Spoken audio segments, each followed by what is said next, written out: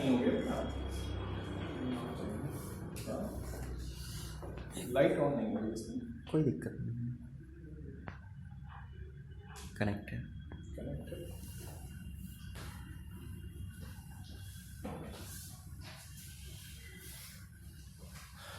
Article 17 को discuss करना है आज। क्या आपको दिख रहा है? सब दिख रहा है? संगीता आप इधर आ सकते हैं बीच में, जैसे कंफर्टेबल। आर्टिकल 17 पर हम लोग पहुंच चुके हैं, जो बात करता है एवोल्यूशन ऑफ अनटचेबिलिटी।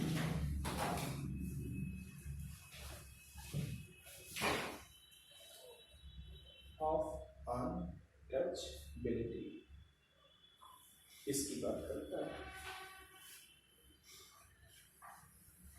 तो कह रहा है evolution of untouchability and it's practice,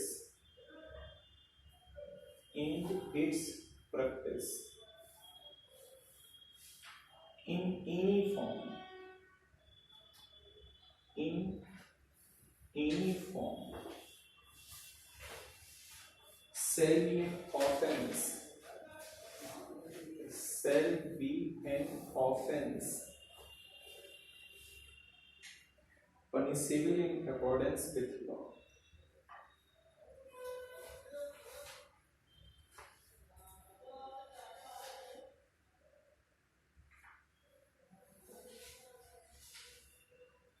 Punishable in accordance with law. Accordance with law.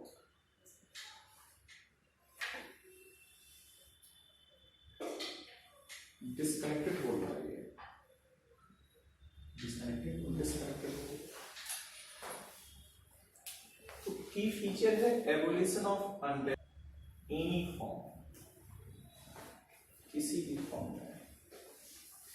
Any form है क्या? एनी फॉर्म का मतलब क्या हुआ? आप वर्ड्स में अनटचेबिलिटी शो कर सकते हो, कुछ बोला वर्ड्स, एक्शन में आपकी अनटचेबिलिटी हो सकती है, हाँ या ना? गेस्चर, मजाक कुछ किया, कुछ कमेंट किया, गेस्चर, जोक्स, ये सब एनी फॉर्म है, किसी भी फॉर्म में अनटचेबिलिटी का अंत किया जाता है, अस्पृश्यता का अंत किया जाता है, और उसकी प्रैक्टिस करो। अस्पृश्यता का अंत किया जाता है, उसकी प्रैक्टिस का अंत किया जाता है, किसी भी फॉर्म में आप शो करते हैं।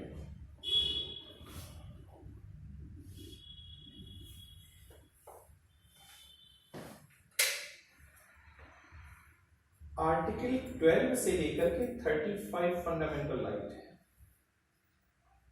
सम fundamental right are self executory, some fundamental right self executory है।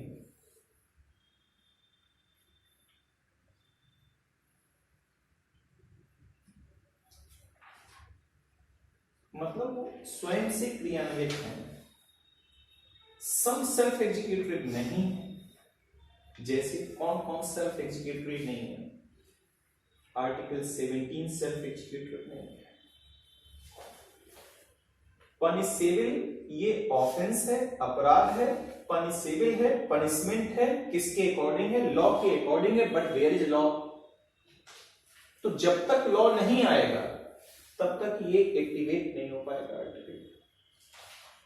तो जैसे आर्टिकल 17 को एक्टिवेट करने के लिए पार्लियामेंट को लॉ बनाना पड़ेगा।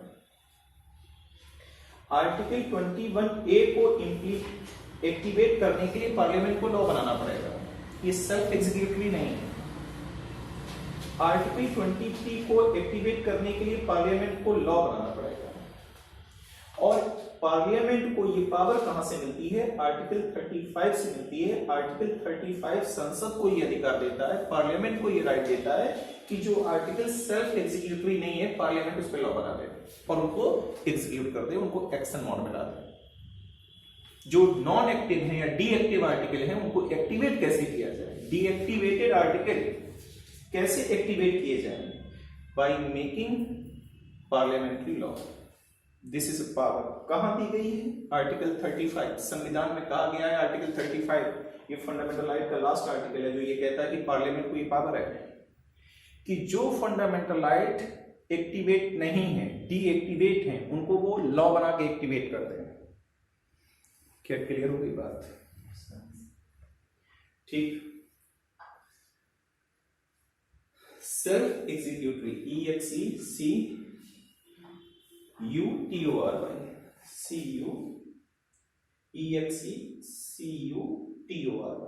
Self executory.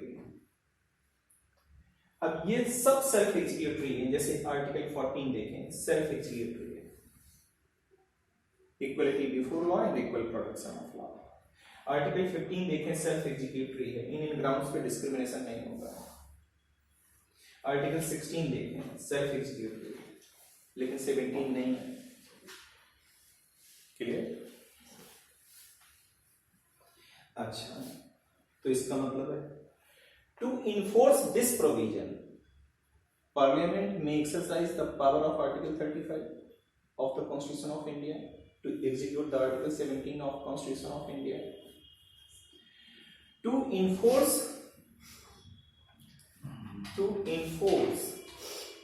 the provision of article 17, the provision of article 17, article 17 के प्रोविजन को इन्फोर्स करने के लिए, लागू करने के लिए पार्लियामेंट में exercise the power of article 35। Parliament में exercise the power of article 35। Article 35 की पावर की एक्सरसाइज की पार्लियामेंट में, और एक लॉ बनाया। उस लॉ का नाम है protection of civil right act 1955। एक लॉ पार्लियामेंट ने कब बनाया? 1955। तो 26 जनवरी 1950 से 1955 के बीच में लॉ नहीं था। अगर कोई अनटचेबिलिटी शो भी करता तो लॉ ही नहीं था। क्लियर? इसका मतलब ये आर्टिकल उस वक्त के लिए एक्टिवेट नहीं था, डीएक्टिवेट था।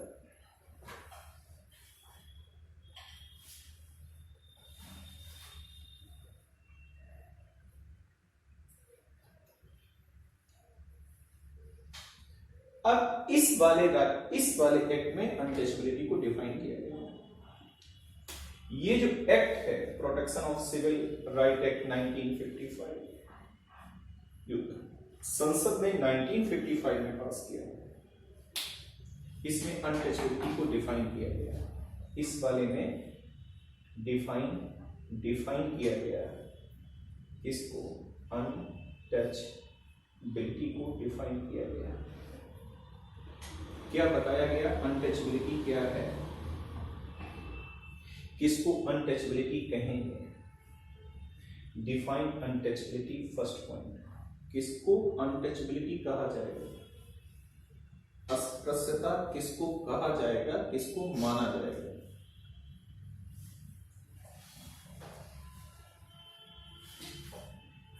Denying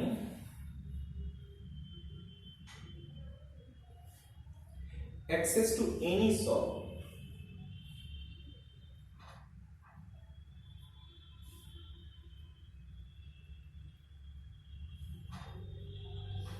hotel or place of worship।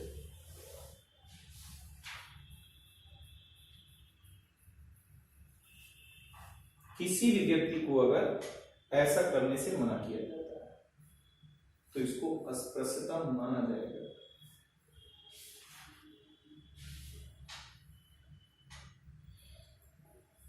दूसरी बात, अगर आप अनटचेबिलिटी को जस्टिफाई करते हैं एंशिएंट हिस्ट्री को लेकर, प्राचीन ग्रंथों को लेकर, तो इसका जस्टिफिकेशन भी अनटचेबिलिटी माना जाएगा।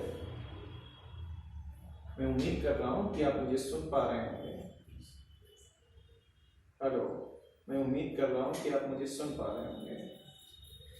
फर्स्ट पॉइंट, इसको अनटचेबिलिटी माना जाएगा। justifying untouchability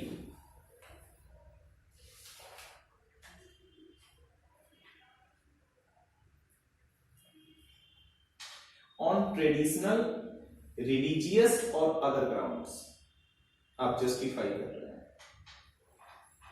ऑन ट्रेडिशनल, आप कहें परंपराओं से चली आ रही है कोई बात, ट्रेडिशनल का रिलीजियस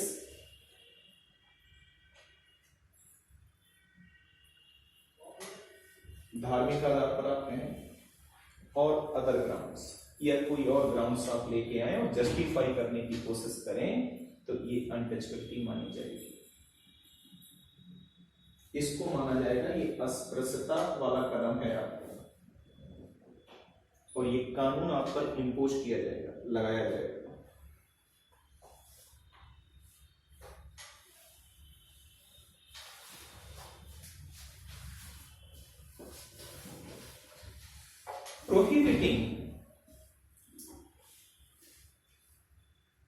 prohibiting any person, किसी व्यक्ति को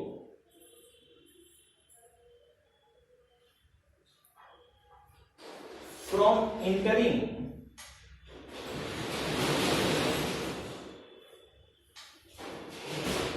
any public place of worship, किसी सार्वजनिक पूजा के स्थान पर किसी व्यक्ति को जाने से रोकते हैं, इसको अस्पृश्यता माना जाएगा। किसी व्यक्ति को किसी आधार पर from entering any public place of worship, any public place of worship. चौथा पॉइंट,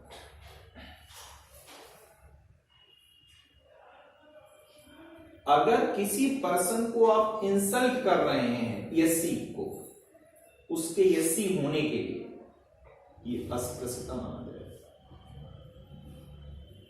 ये मैं औपचारिक बात लिख रहा हूं जो इसमें प्रावधान है, जो डिफाइन किए गए सेक्शन 3 पॉइंट नंबर 1 2 3 4 5 में पूरा लिख रहा हूं एज इट इज, ताकि आप जब कहीं किसी से बात कहें तो उस बात में दम हो, तर्क हो, लॉजिक हो, कहीं भी बात आपकी फेल ना हो। मैं औपचारिक ही बोल रहा हूं। फोर्थ पॉइंट, इंसल्टिंग, इंसल्ट करना, इंसल्टिंग, इंसल्ट करना। सर इंसल्ट में क्या कह रहे हैं? इंसल्ट, इंसल्ट होता है नहीं मतलब जैसे एससी को इंसल्ट करना, उसके एससी होने के लिए, उसके मतलब कास्ट का नाम ले सकते हैं। हाँ हाँ हाँ हाँ, राइट, बिल्कुल जुगनू की तरह लाइट चमकनी चाहिए। इंसल्टिंग एनी पर्सन, किसी भी person, any person,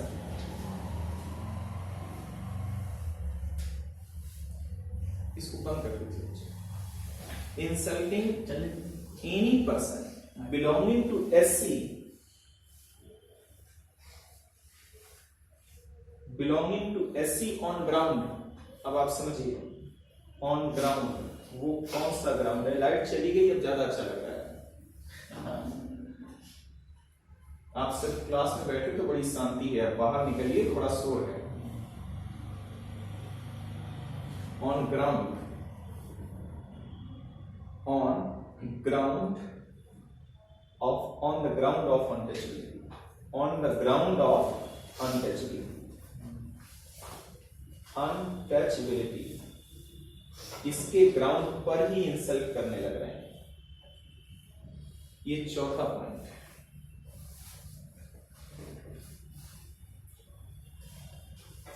fifth point, fifth number का point, insulting any person belonging to SC on the ground of untouchability.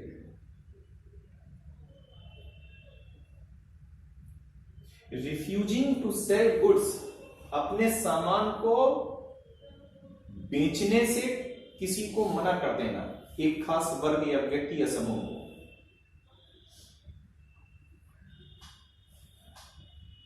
Refusing to sell, refusing to sell goods or services, goods or services on the ground of untouchability, on the ground of untouchability, ये अस्पृश्यता मानी जाएगी।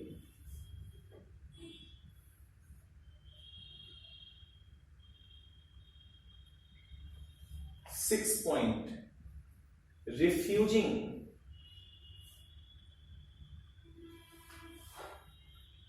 admission in hospital, हम इसका इलाज नहीं करेंगे क्योंकि ये अस्पृश्य है, उस समाज से आता है जिसका सामना अंबेडकर ने आजादी के पहले किया था कि स्कूल में कभी प्यास लगती थी तो वो पानी उस घड़े से नहीं पी सकते थे जिस घड़े से अन्य जाति के लोग, उच्च जाति के लोग पीते थे। ये वो हवाला दिए, तो उनको इजाजत थी, जो प्यून था वो दूर से उनको पानी डालता था, तो कभी उसके न आने पर अंबेडकर प्यासे रह जाते थे। अंबेडकर जिक्र कर रहे हैं अपनी आत्मकथा में। इसीलिए शायद उनका आक्रोश था कि अंतिम समय उन्होंने हिंदू धर्म का परित्याग कर बौद्ध धर्म ग्रहण कर लिया और एक नया यान चलाया, नवयान, उसको बोलते हैं नवयान बौद्ध धर्म।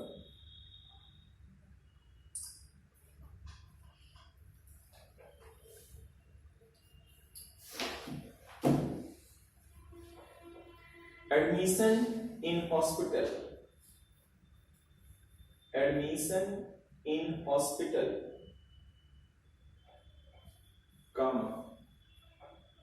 Educational institution,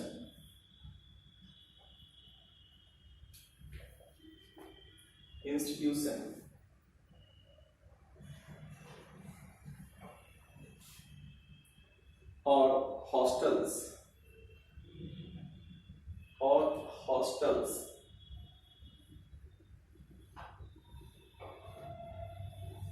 established for the public benefit,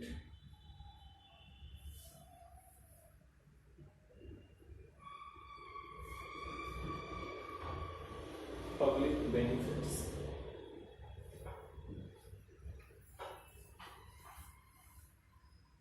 ये 6 पॉइंट हैं अनटचबिलिटी के। अगर इसमें से कुछ भी आप करते हैं, वर्ड्स में, एक्शन में, गेस्चर में, जोक में, इज कॉल्ड अनटचबिलिटी, अस्पृश्यता कहा जाएगा।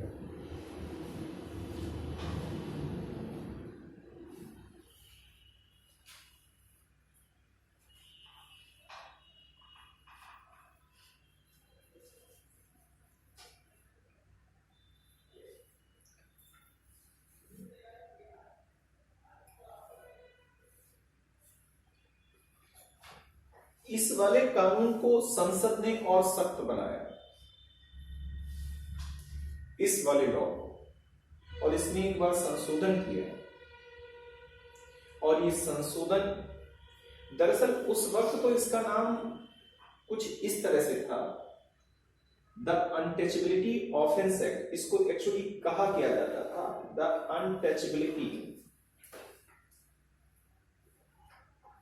Offence act 1995। अस्पृश्यता अपराध अधिनियम 1955 कहा जाता था। मूल 1955 में ये नाम था।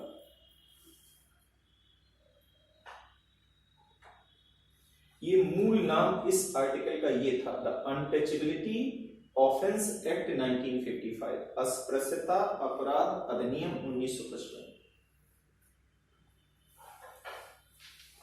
फिर इसमें एक बार संशोधन किया गया इस वाले में,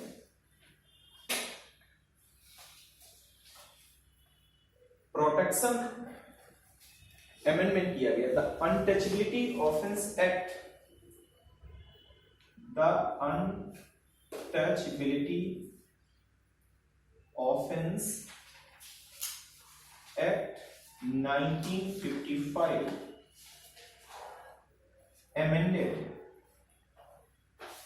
संशोधन किया गया 1976 में। इस वाले लॉ में एक बार संसद ने संशोधन किया ताकि इसको और सख्त कानून बनाया जाए।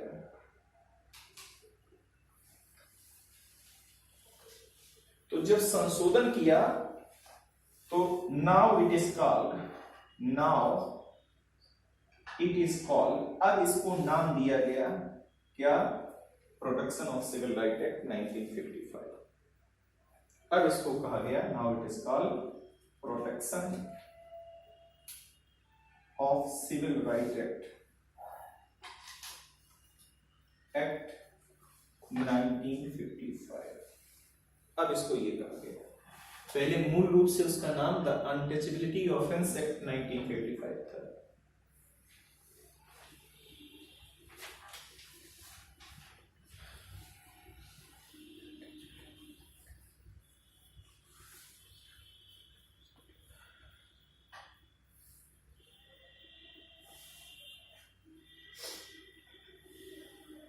फिर इस वाले में एक बार और संशोधन किया गया 1989 में। अगेन एक बार संशोधन, एक बार 1955 में बना, 1976 में संशोधन किया गया, फिर एक बार संशोधन किया गया 1989 में।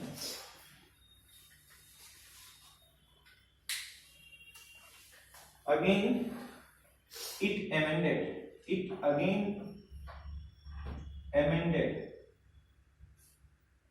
in 1989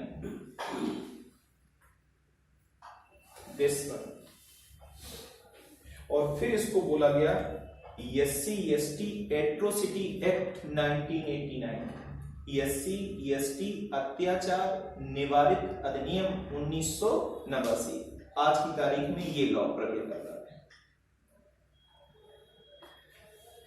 तो अब इसको कहा गया SC/ST एट्रोसिटी अत्याचार, एट्रोसिटीज एक्ट 1989 ये कहा गया। ये आज की तारीख में लागू, ये बहुत सख्त कानून है। इस सख्त कानून में बर्डन ऑफ प्रूफ ये इतना सख्त है कि जो अस्पृश्यता फैलाएगा, जिस पर आरोप लगेगा, वही ये साबित करेगा कि उसने अस्पृश्यता नहीं फैलाई। ये जो आरोप लगाएगा उसके ऊपर कोई प्रॉब्लम नहीं है।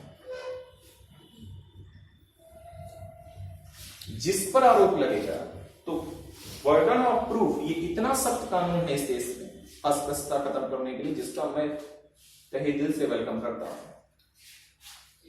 कि जो बर्डन ऑफ प्रूफ है, ये इतना सख्त कानून है कि जो बर्डन ऑफ प्रूफ है वो वही देगा जिस पर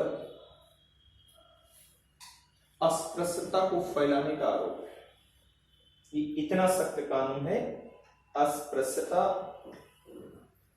को फैलाने का आरोप है, को फैलाने का आरोप है। तो इस देश में जो अनटचेबिलिटी है वो इससे डील की जाती है। उस अनटचेबिलिटी की डेफिनेशन में ये 6 बातें हैं।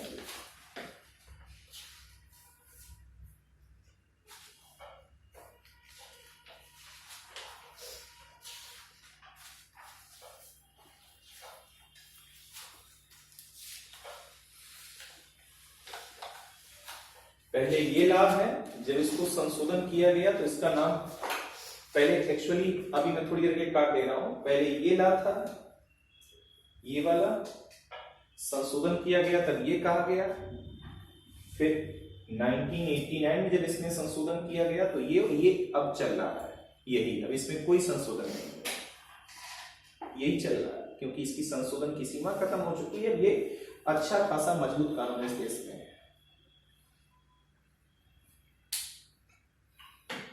सुप्रीम कोर्ट का अनटचेबिलिटी पर क्या नजरिया है, तो दो केस में सुप्रीम कोर्ट ने अनटचेबिलिटी को जो डिफाइन किया है वो इन्हीं पॉइंट पर किया है। वो दो केस अगर हम सुप्रीम कोर्ट का नजरिया अलग से नोट पॉइंट लिख लें, नोट में अगर हम एक आपको हिंट देना चाहें सुप्रीम कोर्ट ने अनटचेबिलिटी को कैसे लिया है, तो दो केस हैं। Supreme court define untouchability in following two cases। ये दो केस हैं जिसमें सुप्रीम कोर्ट ने इसको डिफाइन किया। एक Jaisingh versus union of India case है, ये मैं अलग से एक्स्ट्रा जानकारी दे रहा हूं कि Jaisingh versus union of India एक केस ये है, और दूसरा केस है देवराजन वर्सेज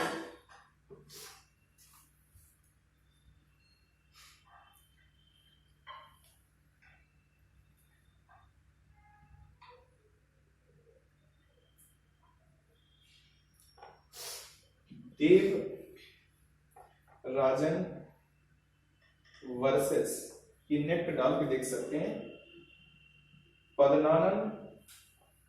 पदमानन ऐसे कुछ है केस। एक केस ये देख सकते हैं, एक केस ये देख सकते हैं। इसमें सुप्रीम कोर्ट ने अनटचेबिलिटी को लगभग इन्हीं बातों में डिफाइन किया है। और ये हमारा टॉपिक आर्टिकल 17 कंप्लीट होता है। ये अप टू डेट माने आज तक का हो गया। ये जो protection of civil right act है 1955, ये अमेंडमेंट इन 1976 के बाद हुआ है। 1976 में अमेंडमेंट हुआ है। अब आप कहेंगे कि इसको 1976 बोलना चाहिए, ये बोलना चाहेंगे ना?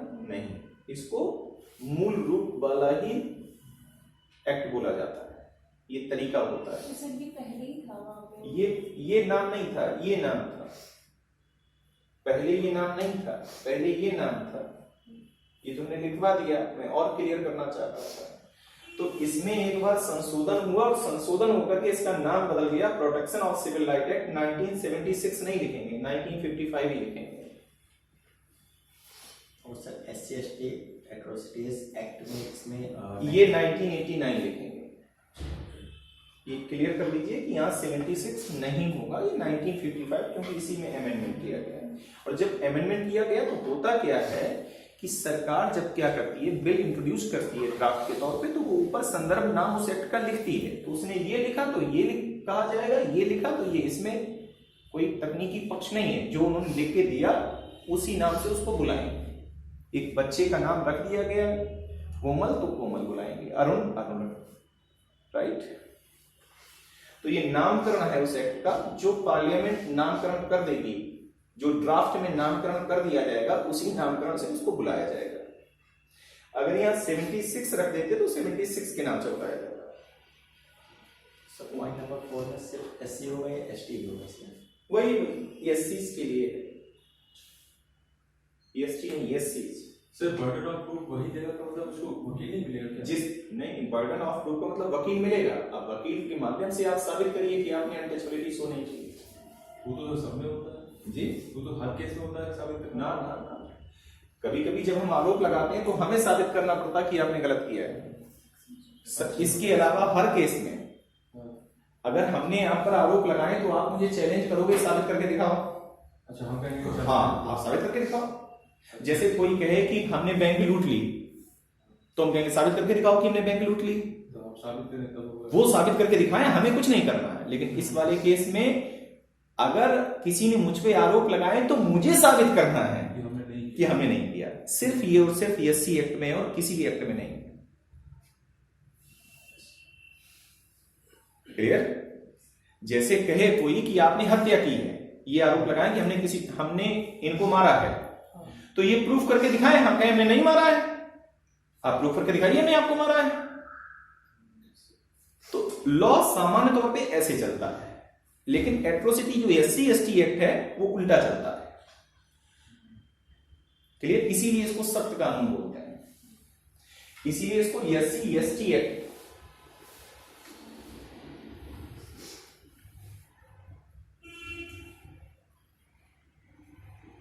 रीजन छूट गया था उसका।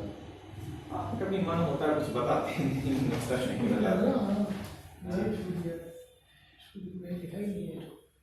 क्या मैं आर्टिकल 18 पे पहुंचूं? Yes sir. 17 पूरा हो गया A to Z। 18 पे पहुंचूं? क्या कोई ऐसी बात है जो आप मुझसे पूछना चाहते हैं? सर मतलब ऐसा दे रहे कि कोई मिश्रा जी, गुप्ता जी, शर्मा जी बोलते हैं, तो उनको नहीं ऐसे बोलते। आप लगाइए, आप मिश्रा जी, गुप्ता जी, शर्मा जी लगाइए। नहीं सर, जैसे हम किसी को बुलाते हैं Mishra ji, what is the intention? सारा फिर इंटेंशन का होता है, और वो इंटेंशन शब्द से, एक्शन से, गेस्चर से, जोक से पता चलते हैं। What is the intention? उसमें जोक दिया आप जोक। हाँ जोक, हाँ तो जोक नहीं बना सकते हो आप, अस्पृश्यता पर जोक नहीं बना सकते हैं। सरदार जी पे आप बना लीजिए, अस्पृश्यता पे नहीं बना सकते हैं। आपको ये समझना है कि आप जिस देश में रह रहे हो वहां के लॉ क्या है। अगर आप लॉ को वायलेट करते हो तो आपके फंडामेंटल राइट सस्पेंड कर देगा स्टेट। तो आपको जो fundamental right given by the constitution वो शर्त के साथ दिए गए हैं। वो शर्त क्या है कि लॉ ऑफ लैंड को फॉलो करना है, हर जगह आपको रूल्स फॉलो करने हैं। आप जैसे ही गाड़ी लेके निकलते हो रूल्स स्टार्ट हो जाते हैं। The documents of the scooty and the helmet and your RC and your DL and your speed limit and your left right, हर जगह रूल। आप देखिए विदाउट रूल आप कहीं 1 मिनट नहीं खड़े हो सकते हैं। आपको लगता है कि हमें अधिकार है, लेकिन सारे अधिकार शर्त के साथ हैं। कंडीशन, बोलने का अधिकार है, freedom of speech and expression exercise करिए, लेकिन उस पर 8 तरह के प्रतिबंध हैं। 8 ग्राउंड पर वो प्रतिबंध लगाए जा सकते हैं, आपको बोलने नहीं दिया जाएगा। लेकिन इकलौता आर्टिकल ऐसा है पूरे फंडामेंटल राइट के जहान में, दुनिया में, जो एब्सोल्यूट है। अगर कोई पूछे कि कोई एक फंडामेंटल राइट बताइए जो एब्सोल्यूट है, जिस पर कोई कंडीशन नहीं, ये वाली कंडीशन थी इसलिए हमने बोल दिया ना। तो जितने भी फंडामेंटल राइट हैं उसमें केवल एक ऐसा फंडामेंटल राइट है जो एब्सोल्यूट है, बाकी सब के सब कंडीशनल है, शर्त के साथ। क्या पिक्चर ये क्लियर हो गई? एक आर्टिकल कंप्लीट हो गया 17 आपका। कुछ पूछना है? ये एब्सोल्यूट है।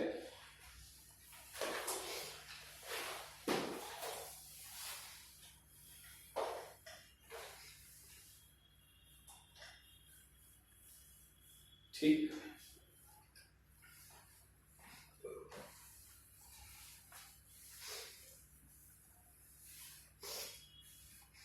ठीक है। जैसे हमें इंडियन सोसाइटी को कैसे लाना है, इंडियन सोसाइटी को इस रेखा पर लेके आना है, इस लाइन पर लेके आना है। कुछ लोग क्या हैं, इसके नीचे हैं। जैसे क्या है, SCs हैं, STs हैं, OBCs हैं, वीमेंस हैं, चिल्ड्रंस हैं, ये इसके नीचे है ना। क्योंकि सदियों से इनको क्या किया गया, दबाया गया और दबा के इनको नीचे डाल दिया गया। शूद्र की स्थिति वही थी पूरे, मैं तो माशाल्लाह तालिब इल्म हूं इतिहास में, इसलिए मुझे इतिहास का ज्ञान है। तो मैं देखता हूं कि पूरे एंशिएंट टाइम पीरियड में इस सेक्शंस को दबाया गया, डिप्रेस किया गया और नीचे डाल दिया गया। वीमेन चाहे अपर कास्ट की हो चाहे लोअर कास्ट की हो, उसकी स्थिति यही है। ठीक। और एक वर्ग ऐसा था, अगर एंशिएंट देखें, मिडवल देखें, मॉडर्न देखें, जिसको टाइटल दी गई, राजा महाराजा कैसरे हिंद, राय, राणा, रावल, सब टाइटल करके उसको प्रिविलेज्ड क्लास में डाला गया और उसको प्रमोट किया गया। तो एक तो जनरल कैटेगरी है और एक है जिनको टाइटल मिला हुआ है, वो ऊपर है। तो आपने देखा इन सारे सेक्शंस को हम कहां लेकर के ऊपर लेके आए। अब जब तक हम टाइटल को खत्म नहीं करेंगे तब तक ये इस लाइन पे आएंगे कैसे? तो इनको अगर यहां लाना है तो हमें टाइटल खत्म करनी पड़ेगी, वो प्रिविलेज्ड क्लास खत्म करना पड़ेगा, हाँ या ना? और इनको बता दिया कि अस्पृश्यता का अंत किया जाता है, मनाइएगा नहीं। ये 6 बातें हैं इन ग्राउंड पर अगर कोई अपर कास्ट का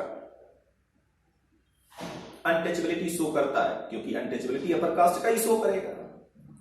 एससी के लिए अनटचेबिलिटी शो नहीं कर सकता। एक एससी दूसरे एससी को ये नहीं कह सकता कि तुमने अनटचेबिलिटी शो की है। तो जो अनटचेबिलिटी है वो अपर कास्ट बनाम लोअर कास्ट। तो इनको बता दिया औकात में रहना, तो इनको नीचे ला दिया गया। आर्टिकल 17 इनको पकड़ा दिया गया, हाथ में देख लो, समझ लो, आ जाओ यहां।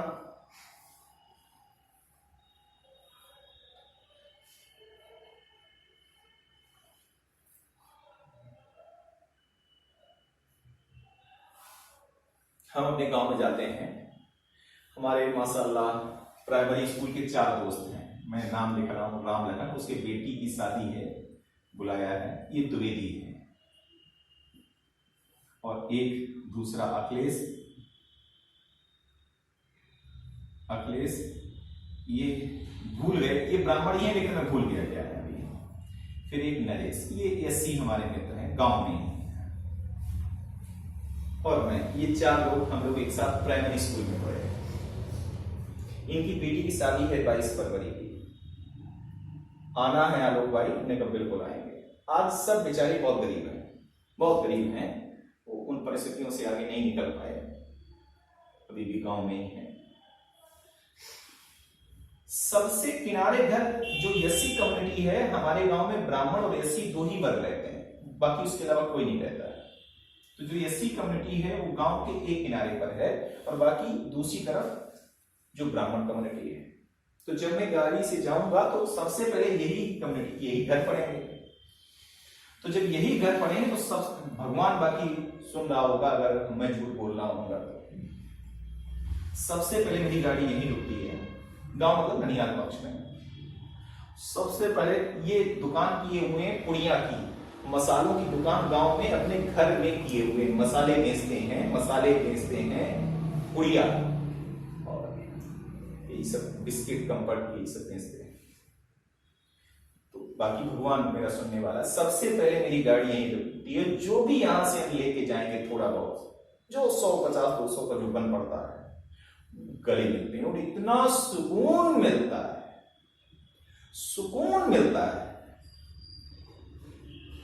फिर तो हमारे जो ननियाल हैं, वो जो मामा मामी हैं, उनको इस बात से बड़ी आपत्ति है, बहुत आपत्ति है, लेकिन वो कुछ कर नहीं सकते मेरा, क्योंकि मैं अपने पैरों पे खड़ा हूं, जो भी खड़ा हूं, 150 रुपए का।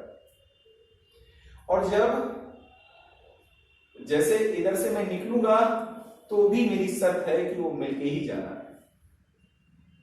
नरेश भाई है मेरा, ठीक है। तो जो अदर कम्युनिटी है गांव की, आज भी उसको ये बर्दाश्त नहीं है, लेकिन वो मेरा कर क्या सकती है, उखाड़ क्या सकती है, क्योंकि हम उस पर इकोनॉमिकली निर्भर ही नहीं है, गांव पे हम निर्भर ही नहीं है, गांव से हमें कोई मतलब ही नहीं है।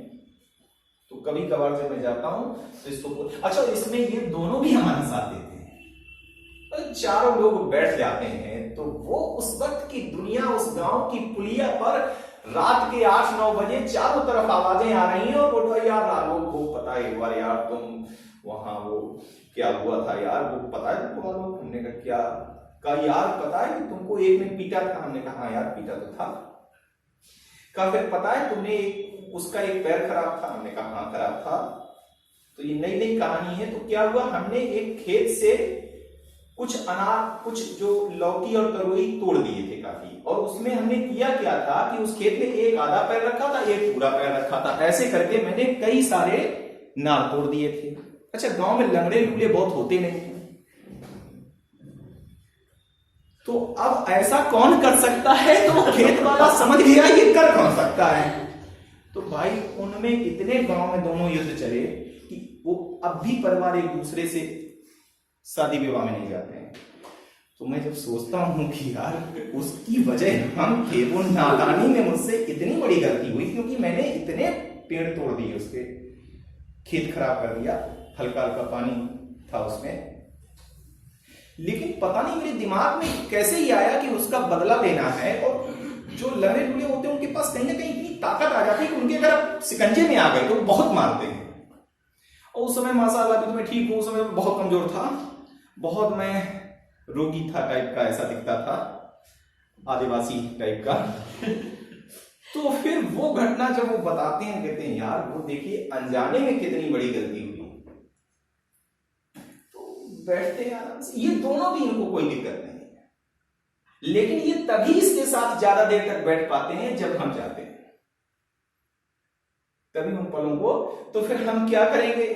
फिर हम नरेश से कहेंगे यार नरेश को पुड़िया लेनी थी, क्योंकि ये दोनों कमबख्त केवल पुड़िया पे जीवन को भोजन ना मिले लेकिन वो पुड़िया चाहिए होगी। तो नरेश की दुकान की जितनी भी पुड़ियां हैं, और पुड़ियां गांव में कितने रखते हैं, 150, 200, 250, 300 की, तो मैं वो सारी पुड़ियां खरीदूंगा और फिर मैं इन तीनों को ही खिलाऊंगा।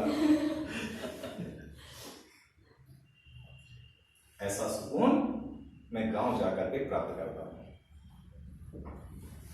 खैर, तो ये टॉपिक कंप्लीट हो गया अनटचबिलिटी का। तो गाँव कौन सा है? गांव है ये भी, मान लीजिए कोई भी गांव हो, XYZ। गांव का मतलब ननिहाल से है। नानी है। हाँ, आगे बढ़ा जाए। अब आर्टिकल हम 18 पर आ जाते हैं।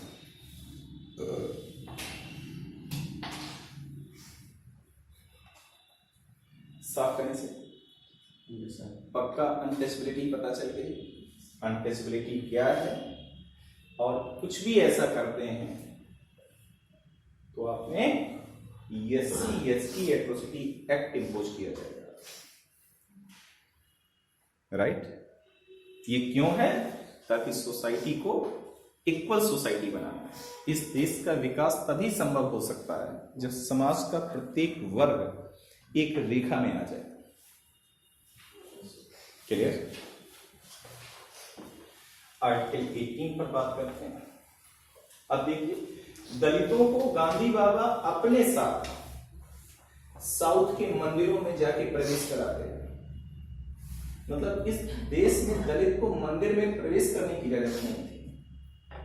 एक गांधी जी और हरिजन उत्थान कार्यक्रम अगर हम देखेंगे तो हजारों किलोमीटर की यात्रा गांधी ने इसलिए की कि दलित जोड़ो यात्रा। आज उन्हीं के नाम पर एक यात्रा चल रही है, भारत जोड़ो यात्रा, राष्ट्र जोड़ो यात्रा, कुछ ऐसा।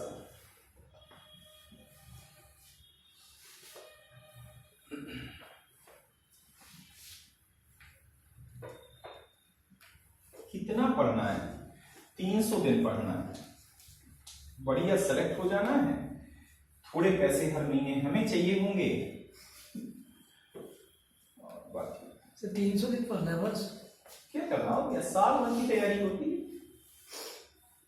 लखनऊ में फैशन चलता है 1.5 साल का, लेकिन एक्चुअल तैयारी ये 1 साल की है। दिल्ली की जितनी भी बड़ी और अच्छी कोचिंगें हैं 1 साल की तैयारी देते हैं।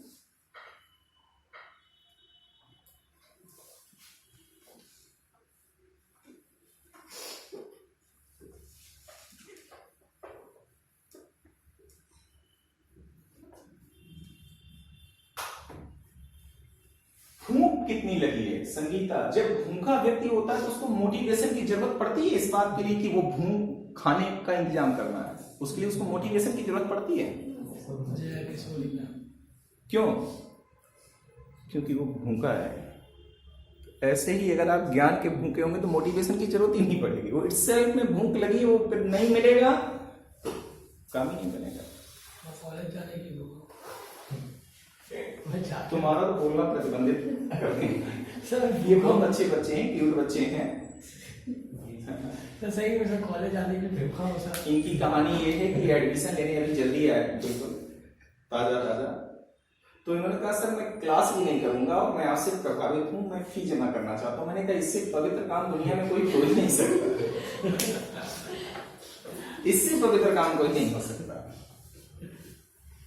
राइट? तो ये ऐसे अच्छे बच्चे हैं, तो ठीक है। आर्टिकल 18 पर आ जाते हैं।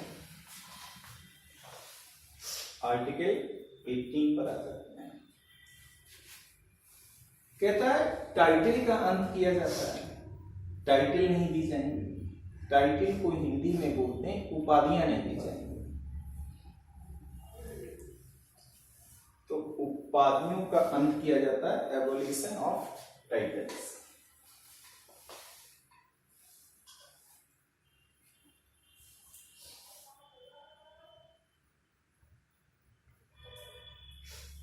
उपाधियों का अंत किया जाता है। क्यों उपाधियों का अंत करना जरूरी है? ताकि जो विशेषाधिकार प्राप्त वर्ग है उसको लाइन पे लेके आना, नहीं तो ये अपने आप को सोसाइटी से डिफरेंट व्हाइट कॉलर समझता है।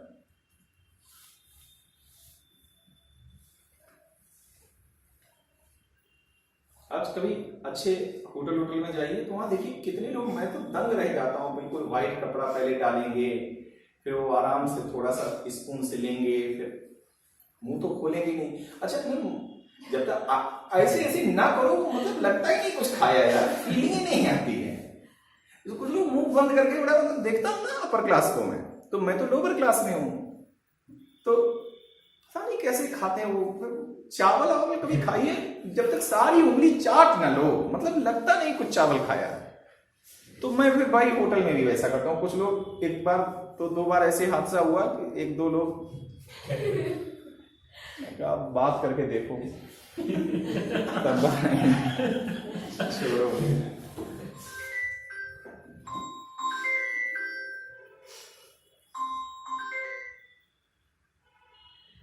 यहां तक बात क्लियर हो गई? क्या मैं अब आगे बढ़ूं? ठीक है। Evolution of titles.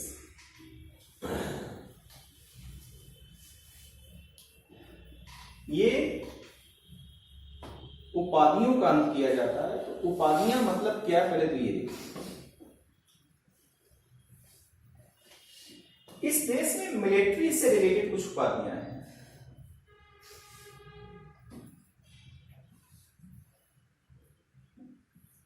जैसे मिलिट्री से संबंधित उपाधियां हमने लिखा कैप्टन, है ना, मेजर, है ना, जनरल, है ना, ब्रिगेडियर,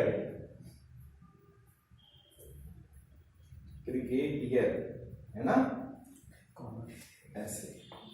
ऐसे हमने देखा। ये सारी पीटीसी, मेजर जनरल, सब उपाधियां जो मिलिट्री में दी जाती है। कुछ उपाधियां ऐसी हैं जो एकेडमिक हैं, जैसे डॉक्टर, इंजीनियर, और हमने लिखा है एडवोकेट। जैसे लोग लिखते हैं gold medallist.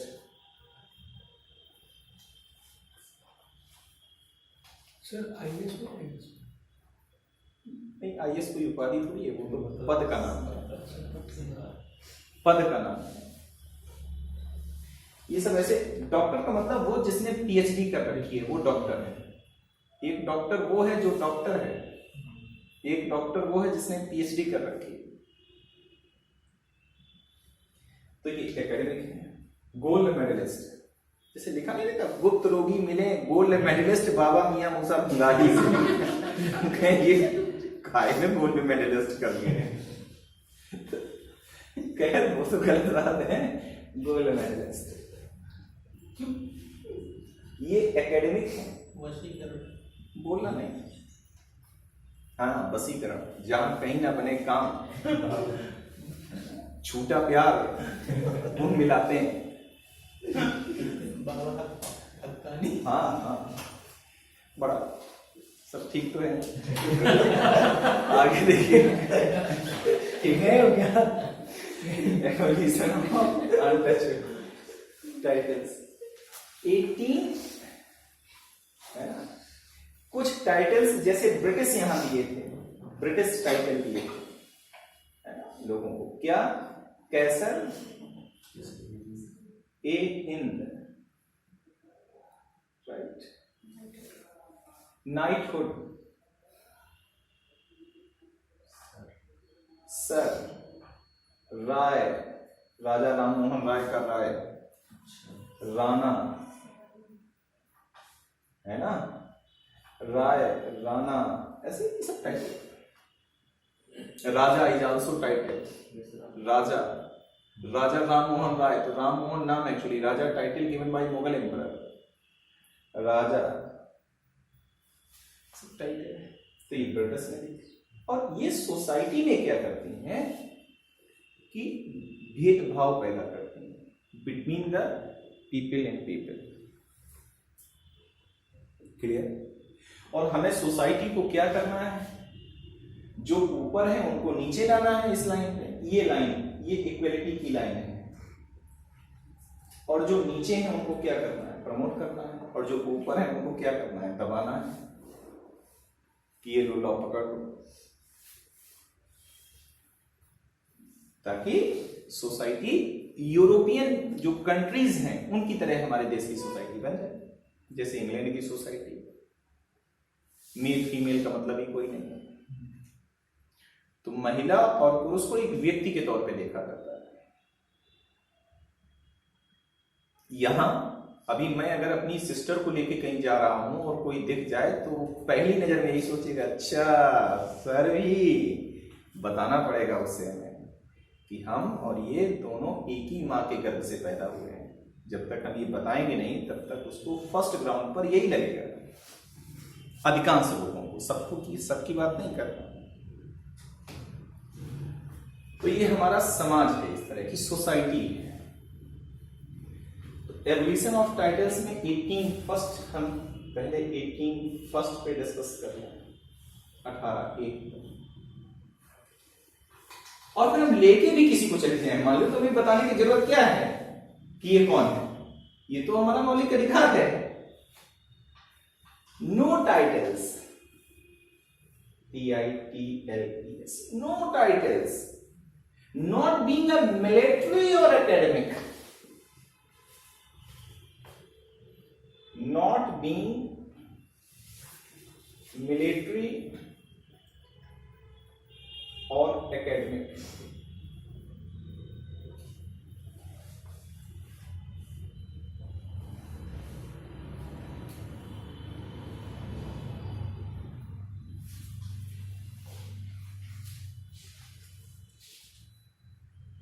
not being a military or academic distinction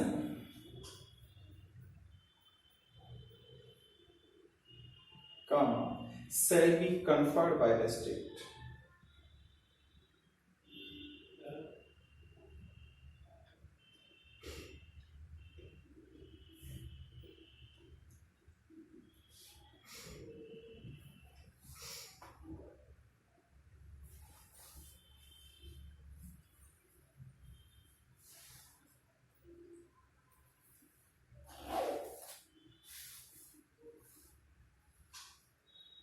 No title not being military or academic distinction shall be conferred by the state. माने स्टेट मिलिट्री और एकेडमिक टाइटल्स के अलावा, मिलिट्री और एकेडमिक टाइटल्स के अलावा कोई भी टाइटल नहीं देगा।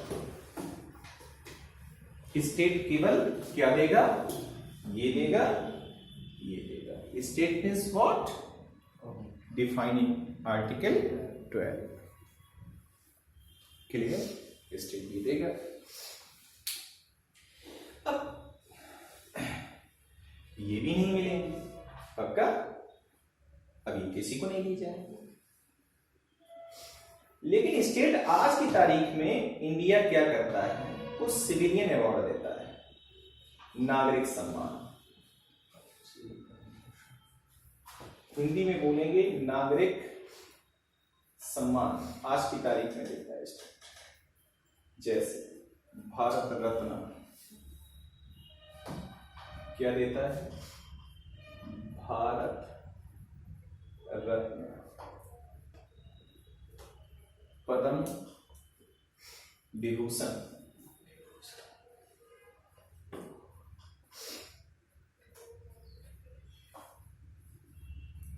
पद्म भूषण देता है ना। और एक देता है पद्मश्री, ये देता है।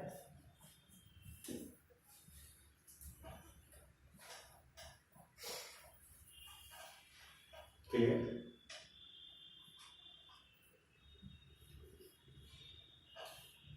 अब जरा पिक्चर समझिएगा।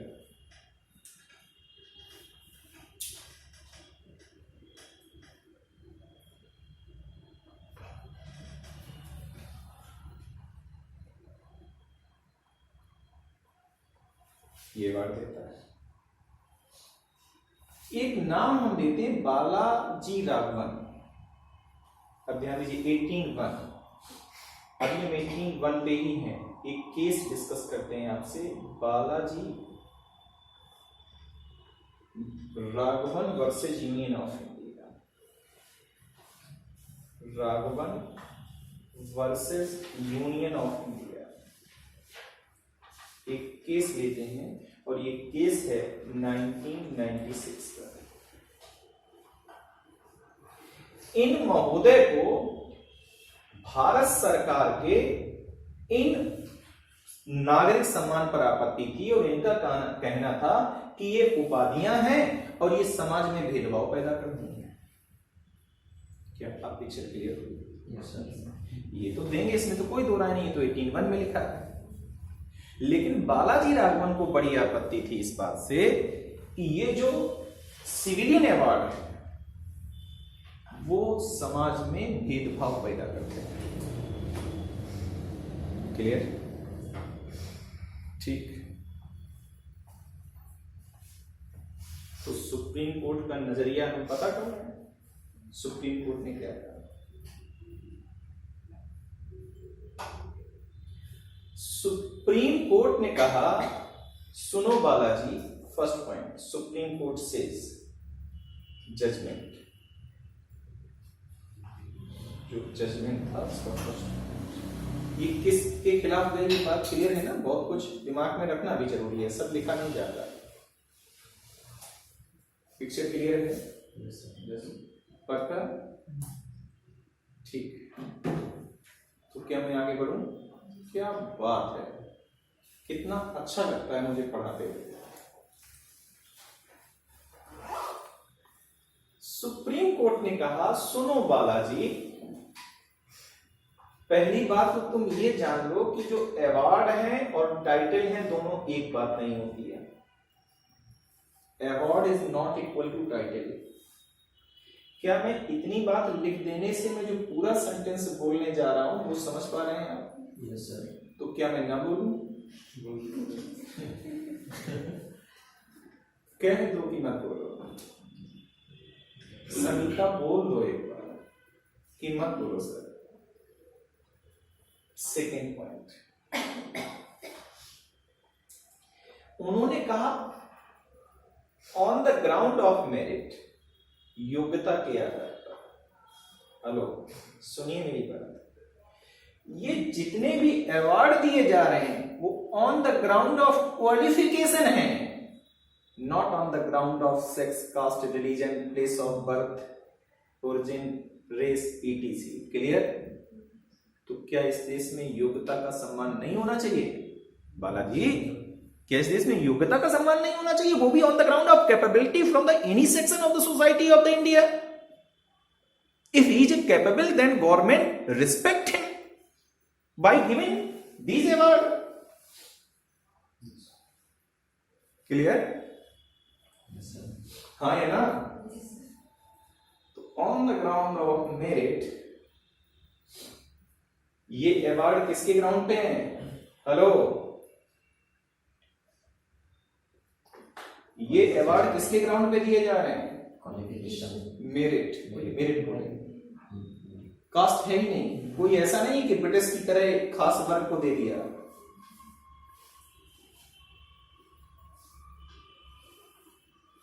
मुगल की तरह नहीं है कि अपने परिवार को दे दिया, सुल्तान की तरह, राजा की तरह, महाराजा की तरह, ऐसा कुछ नहीं है।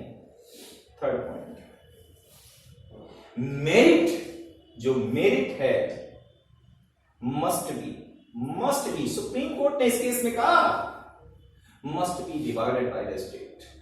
हाँ या ना, कहा स्टेट को मेरिट का रिस्पेक्ट करना ही चाहिए by taking, by giving award. ये डिसीजन है, जजमेंट है। Merit must be divided by state, तभी तो लोग प्रमोट होंगे, आगे बढ़ेंगे।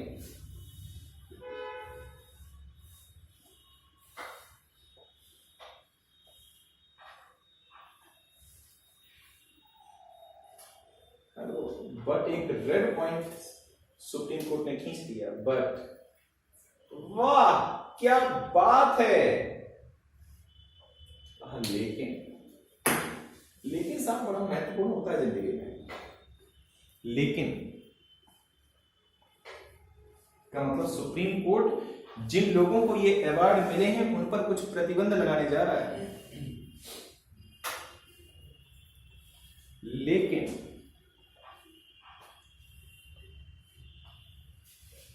लेकिन जिन लोगों को ये अवार्ड मिला है वो अपने नाम के न आगे न पीछे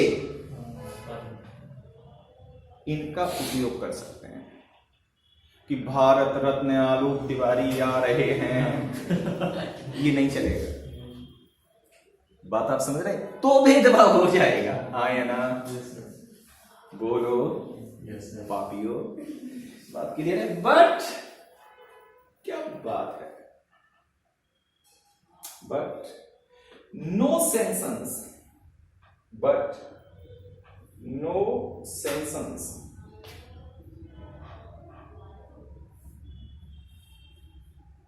if one uses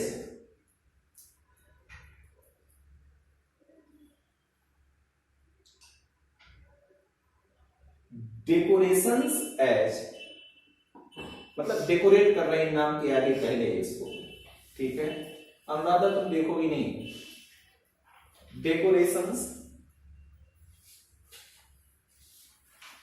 H suffix और प्रीफिक्स।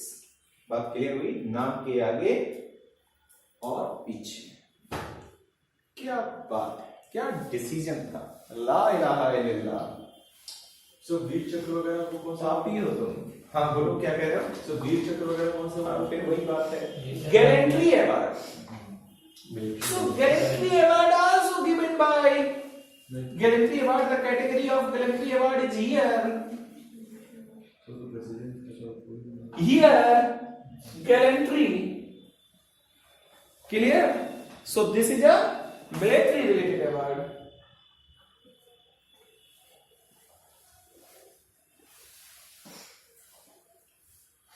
क्लियर हो गई? Yes sir. अब आगे बढ़ो, 18.2 पे डिस्कस करो। 18.1 हो गया, 100% हो गया, इसके अलावा कुछ भी नहीं है, जरा सा भी नहीं है, नहीं है, नहीं है, नहीं है। ठीक है?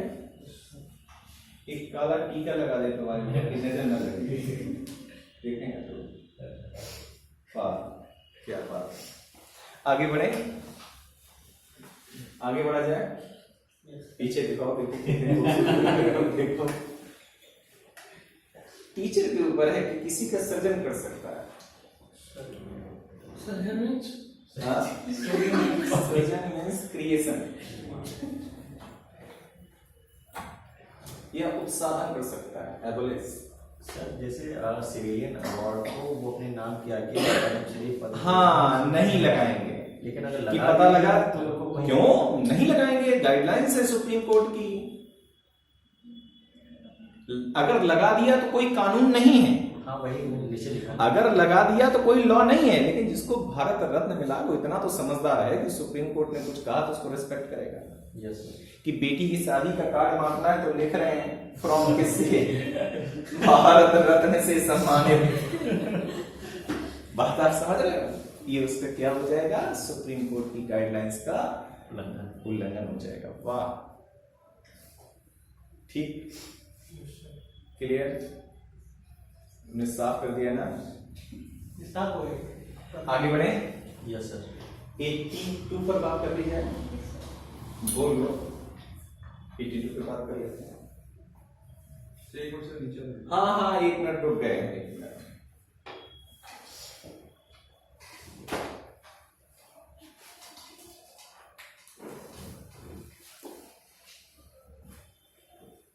ये बात ध्यान रखिएगा, कोई अपने नाम के आगे लगा ही लेता है तो कोई लॉ नहीं। लेकिन ऐसा अगर प्रचलन चल पड़ा और नजर में आ गया तो लॉ भी बन जाएगा। लॉ बनने में कितनी देर लगेगी, पार्लियामेंट बैठी इसीलिए है, लॉ बन जाएगा।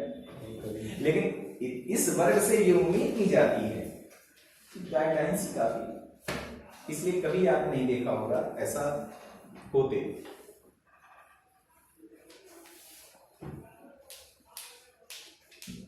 आगे बढ़ूंगा।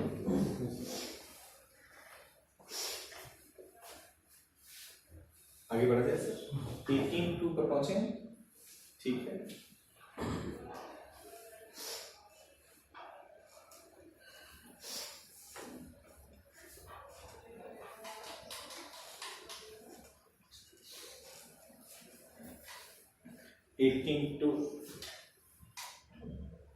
जिंदगी में सबसे महत्वपूर्ण है समझदारी या पैसा?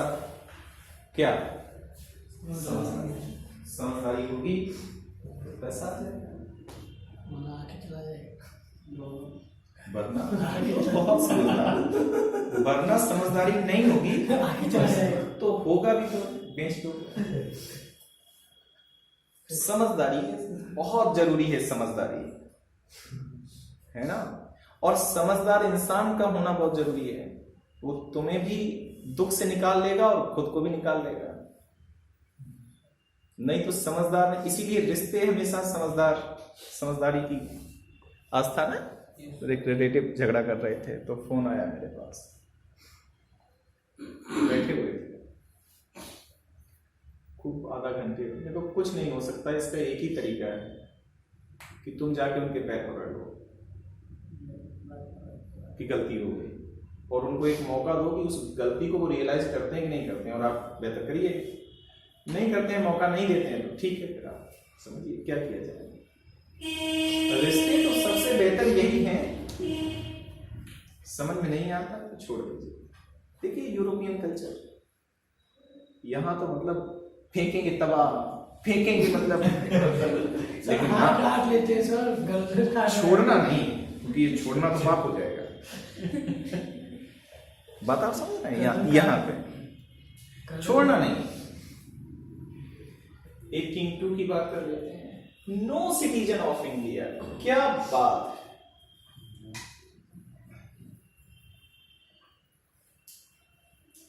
shall accept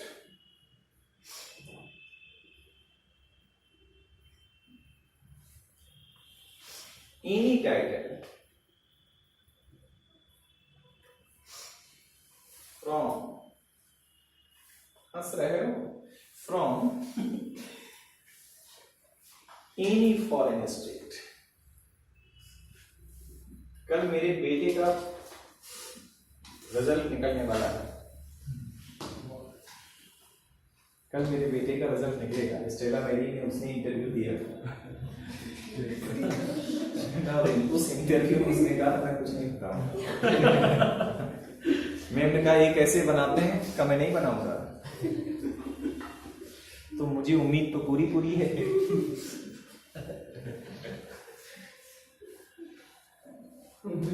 अच्छा, हमने सोचा लाइव जब उन्होंने कहा कुछ कॉपी पेस्ट दिया तो वो लेके उसको साइड में रख दिया, और उसमें कुछ वो चिड़िया बना रहा था। तो हमने सोचा जब तक हम पेंसिल इसकी लें, एबीसी कुछ लिख दें, लेकिन मैम ऊपर ही बैठिंग का, आप इधर आइए, हम इधर जीते फ्रॉम एनी स्टेट। बहुत चालाक मैन होती है, जानती हैं तुम क्या बदमाशी कर सकते हो।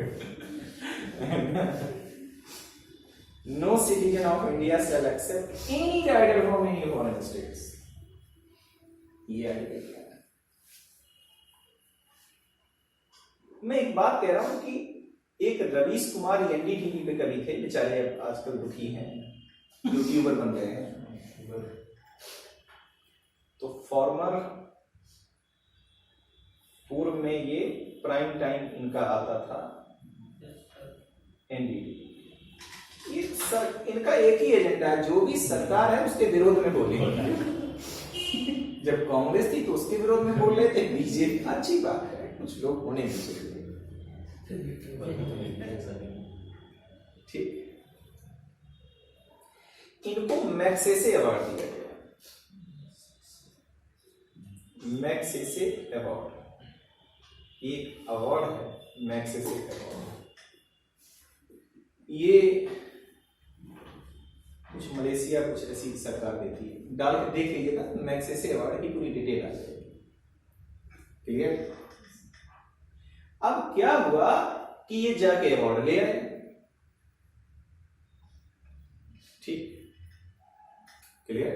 अवार्ड ले आए, मैग्सेसे अवार्ड डाल के देख लीजिएगा कौन सा देश उपलब्ध देता है क्या है। जरा डाल के मुझे बता दीजिए कौन सा, किस देश में है मैग्सेसे अवार्ड।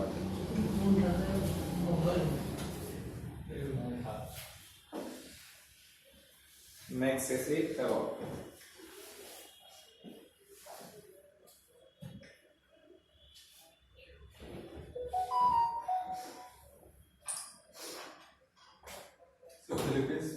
फिलीपाइंस। ठीक है, फिलीपींस। ठीक है, ठीक ठीक हो गया। रमन मैग्सेसे अवार्ड, वही मैग्सेसे। ठीक, मैग्सेसे अवार्ड रवीश कुमार। अब जरा मेरी बात सुनिएगा, सुनिए। ये जाके अवार्ड ले आए। बीजेपी के कुछ नेता मीडिया में आए और बोले कि साहब इन्होंने जाके सीधा अवार्ड ले आए राष्ट्रपति। उल्लंघन कर दिया। ये समझदार आदमी है, इतना तो समझदार है, इतनी बारीकी से न्यूज पढ़ता है तो इतना तो समझदार है। तो क्या हुआ, मैं आपको एक बात बता, ये मैग्सेसे अवार्ड फिलीपींस की एक संस्था देती है। जब भी कोई देश देगा तो आप अवार्ड नहीं लेंगे, लेकिन उस देश की कोई संस्था आपको अवार्ड देगी। ये स्टेट के लिए लिखा गया है। क्या आप बात समझ पाए नहीं समझ पाए? तो ये सिर्फ सिगुफर होना था ताकि बदनाम किया जा सके। आजकल जब से ये मीडिया आई है, जब से एक आप कुछ बोलिए तो उसका कोई लेना देना इससे नहीं था। और अगर ऐसा कर भी लेते ये तो इनके खिलाफ एक्शन हो जाता। क्लियर? अब तो कोई मतलब ही नहीं भाई, फॉरेन स्टेट। तो ये मैं कह रहा हूं, मेरा काम है तुम्हें प्रबोधन, तुम्हारा प्रबोधन करना, तुम्हें समझदार बनाना, ये मेरा काम है। हर 2 घंटे की मुलाकात में हम 2 ग्राम कम से कम समझदार आपको बनाएंगे, और एक दिन आपको आपके वजन के बराबर समझदार बना देंगे। उसका कोई मतलब नहीं है। जब भी कोई एनजीओ, कोई ग्रुप, कोई इंस्टीट्यूशन किसी देश का अगर अवार्ड दे रहा है तो उसमें आपको परमिशन लेने की जरूरत नहीं है। लेकिन वो स्टेट दे रहा है, राज्य दे रहा है, राज्य की तरफ से दिया जा रहा है, तब आपको परमिशन लेनी पड़ेगी। क्या ये बात आप समझ पाए? तो ये स्टेट नहीं देता, पहली बात।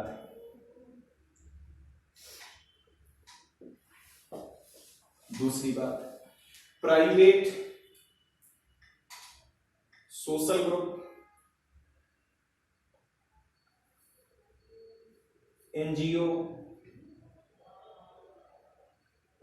ये सब देते हैं अगर, तो ये उसके लिए ये आर्टिकल नहीं है। जैसे पाकिस्तान का एक किताब है निशान-ए-पाकिस्तान, जैसे हमारे यहां भारत रत्न है, वैसे निशान-ए-पाकिस्तान पाकिस्तान की सरकार एक अवार्ड देती है। दिलीप कुमार को यह अवार्ड लेना था, तो उन्होंने राष्ट्रपति से परमिशन ली, तब जाकर के पाकिस्तान से वो अवार्ड लिया। क्या अब क्लियर हुई पिक्चर? Yes. आपका काम क्या है? 2 ग्राम प्रतिदिन समझदार बनना है और अपने वजन के बराबर समझदारी बनानी है। ठीक, क्या मैं 18(3) पे आ जाऊंगा? Yes. ठीक है, तो जब भी फॉरेन स्टेट से कोई डायरेक्ट अवार्ड लेने चला जाएगा तो आप समझ पा रहे हैं, लेकिन यही बात आप खुद से पढ़ के इतना क्लियर ना समझ पाते हैं, इसलिए गुरु की जरूरत पड़ती है। ठीक, अब आगे बढ़ो, 18(3) पे पहुंच जाओ। बोलो पापी अच्छा यस सर। हो गया?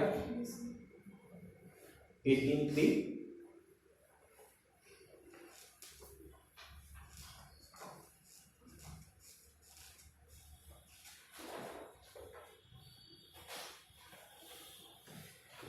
की बात करें।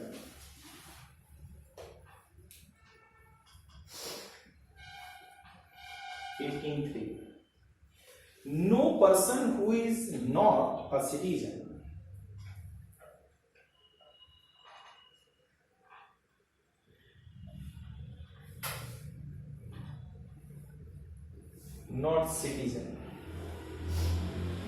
of India, भारत का नागरिक नहीं है,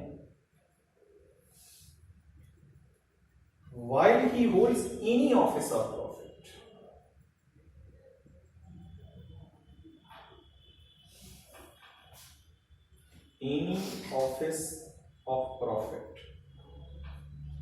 वो किसी लाभ के पद पर भारत में काम कर रहा है और भारत का नागरिक नहीं है। लेकिन ये मेट्रो का प्रोजेक्ट चल रहा है ना, कितने जर्मन इंजीनियर यहाँ काम कर रहे हैं सालों साल से। कानपुर में है तो सब यूरोपियन भरे पड़े हैं, तो लाभ के पद पे हैं क्योंकि गवर्नमेंट ऑफ इंडिया उनको सैलरी दे रही है। गवर्नमेंट ऑफ इंडिया और स्टेट गवर्नमेंट का ज्वाइंट प्रोजेक्ट है ना 80-20 का, तो दोनों मिलकर सैलरी देते हैं, तो लाभ के पद पे हैं। लाभ का पद का मतलब है सरकार उनको पैसा दे रही है, अभी आप इतना समझो, और उनसे काम ले रही है। वैसे लाभ का पद एक अलग टॉपिक होगा हम लोग डिस्कस करने का, लेकिन अभी सतही तौर पे इतनी बात हम जान लें। ऑफिस ऑफ प्रॉफिट और ट्रस्ट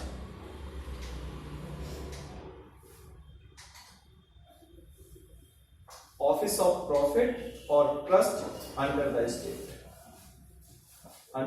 स्टेट राज्य के नियंत्रण,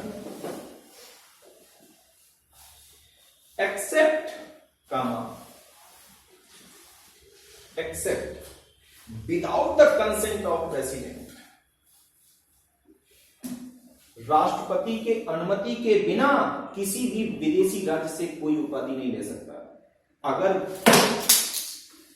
अगर वो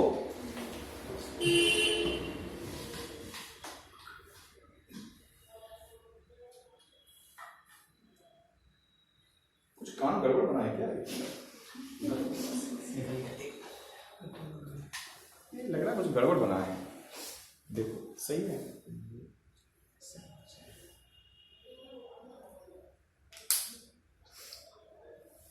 लगाओ देखो कैसे लगता है, सही बना है, ठीक है।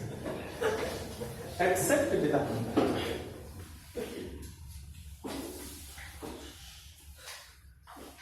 Except without the consent of the president.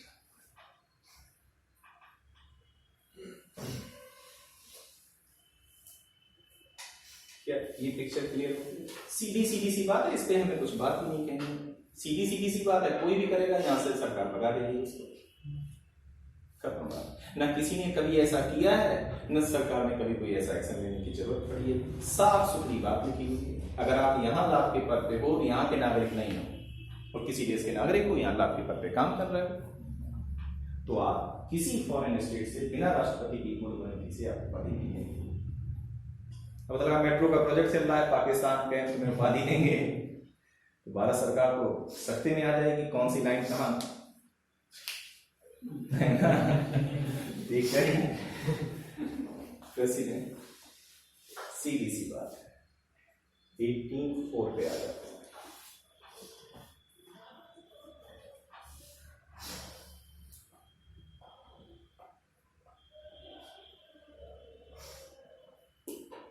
एक गलती हो गई। कुछ इनकम्प्लीट सा लिखा हुआ है सर। हाँ, sentence except without the consent of except title या अवार्ड। एक गलती हो गई क्या? एक मिनट, बिल्कुल सही लिखा है। अब तुम मुझसे कुछ मत कहना, ठीक है? सर ही होल्ड नहीं office of profit. Office of profit मतलब लाभ का पद भाभी, सर इस पर या ट्रस्ट, सही लिखा है, पूरा कंप्लीट, ठीक है, कंप्लीटली।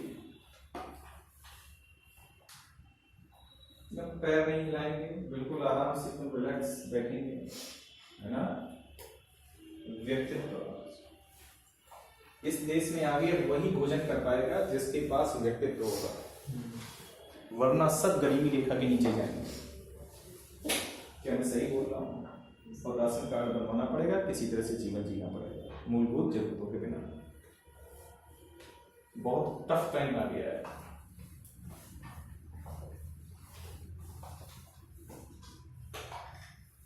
एटीन 4 बताऊं मैं? सर पैर मैं तुम्हारे तोड़ दूंगा, समझ रहे हो? बिल्कुल एकदम सही से रखिए। No person holding any office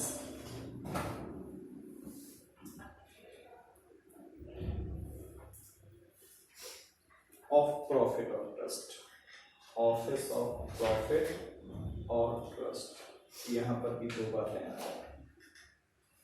trust under the state, under the state, देखिए सब कुछ कॉमन है।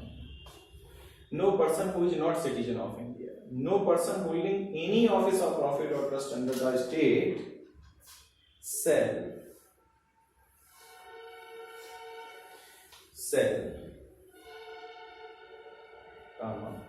without the consent of the president,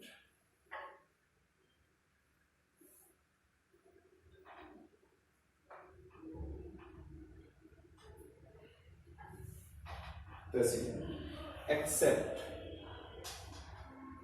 any, सुन लीजिए मेरी बात, ये तो किसकी बात कर रहा है?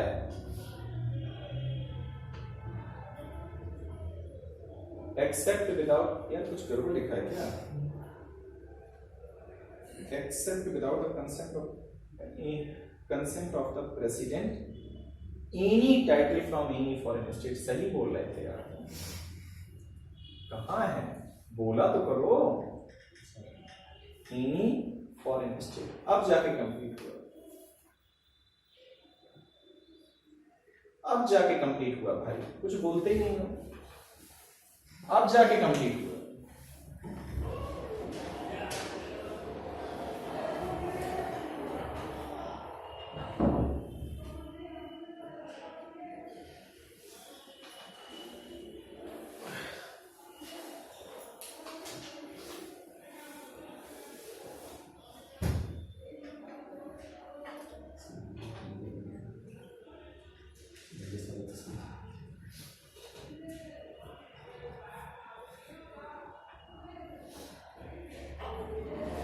हो गया, अब कंप्लीट हुआ। No person holding any office of profit और trust under the state sell without the consent of the president accept any presents, कोई तोहफे नहीं लेगा।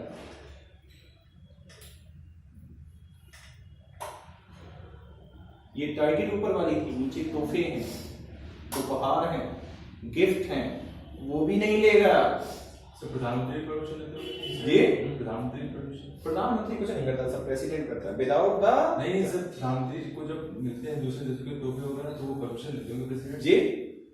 सर प्रधानमंत्री दूसरे देश जाते हैं, उनको तोहफे दिए। ये पर्सन के लिए लिखा है, स्टेट के लिए थोड़ी लिखा है। प्राइम मिनिस्टर पर्सन थोड़ी है, वो स्टेट को रिप्रेजेंट कर रहा है यार। ये पर्सन व्यक्ति के लिए बात है।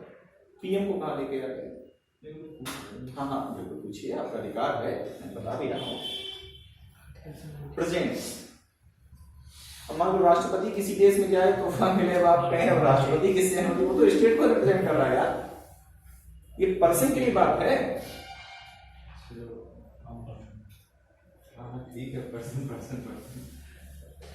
Presents, एमोलुमेंट्स,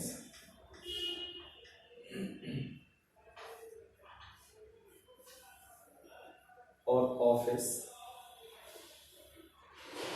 of any kind from और अंडर एनी फॉरेन, फ्रॉम और under any foreign state. Complete हो गया, आर्टिकल 19 बन गया।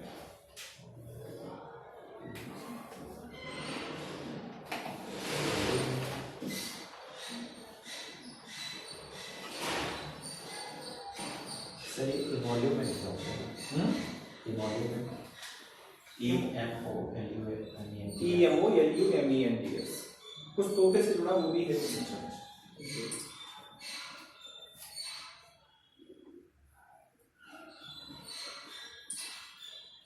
आगे बढ़े, आर्टिकल 19 पर कंप्लीट हो गया। आर्टिकल 19 तोहफा,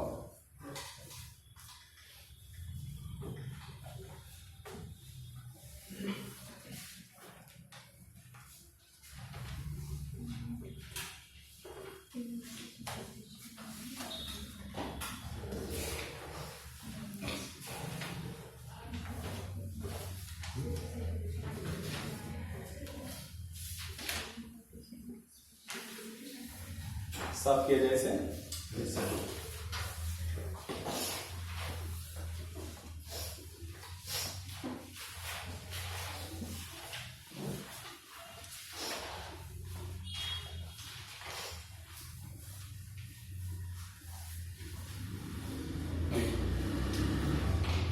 बड़ी खूबसूरती से हम लोग पढ़ते हैं आर्टिकल 9 जो कहता है all citizen shall have the right, कितना में लिख देता है। अभी आप पहले समझिए, citizen shall have the right, ये 7 राइट हैं। अब हम इसको एक डायग्राम बनाते हैं।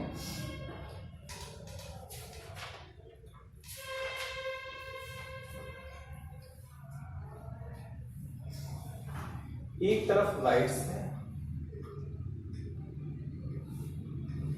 और वो आर्टिकल 19(1) में दिए गए हैं, और एक तरफ से आर रीजनेबल रेस्ट्रिक्शंस हैं। रीजनेबल रेस्ट्रिक्शंस पूरा आ नहीं पाएगा, 2 आर व्यक्ति।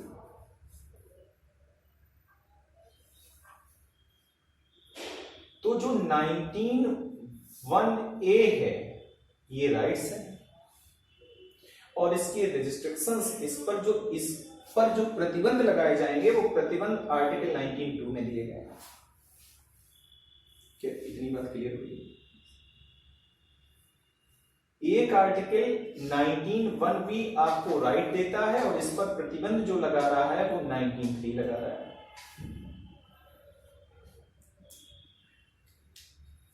एक 19(1)(c) दे रहा है और इस पर प्रतिबंध 19(4) लगा रहा है। एक 19(1)(d) है और एक 19(1)(e) है। इन दोनों पर कॉमन प्रतिबंध है 19(5). इन दोनों के प्रतिबंध कॉमन है 19(5). 19(1)(e), 19(1)(f) ये रिपील्स, निरसन कर दिया गया, मतलब हटा दिया गया, राइट टू प्रॉपर्टी से जुड़ा था, तो इसको रिपील्स खत्म कर दिया गया। किससे? 44th कॉन्स्टिट्यूशनल अमेंडमेंट एक्ट 1978 से इसको हटा दिया गया। और लास्ट 19(1) जी है, और इसके रिस्ट्रिक्शंस 19(6) में दिए गए। इतनी बात क्लियर हुई। ये पूरा आर्टिकल है।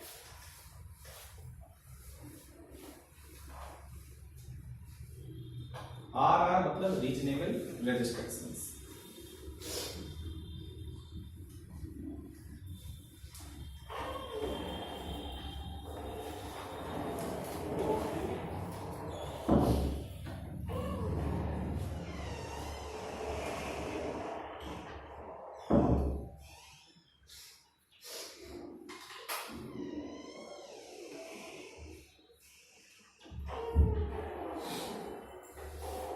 आज के आप लोगों की सीट है, सर आ रहे होंगे।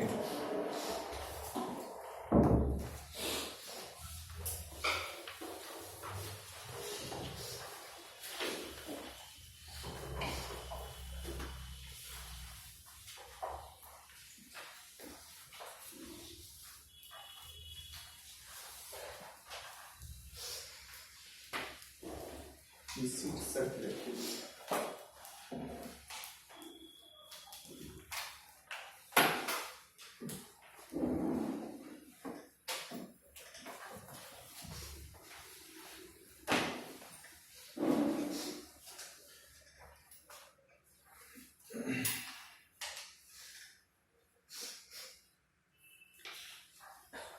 बढ़ूंगा भी नहीं? ठीक है, अभी लाइट ऑन कर देंगे पीछे की। बढ़ू में आगे। All citizen shall have the right. अब देखिए कितना कम से कम लिखना है, ज्यादा से ज्यादा समझना है। अब अगर आप पूरा किताब और इसका लिखने लगेंगे तो पूरे 2 पन्नों में लिखा हुआ गाता है।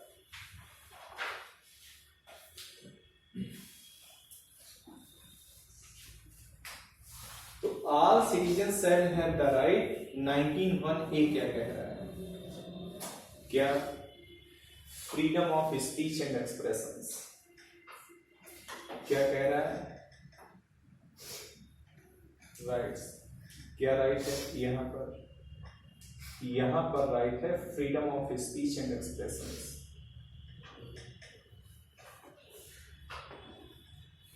Freedom of speech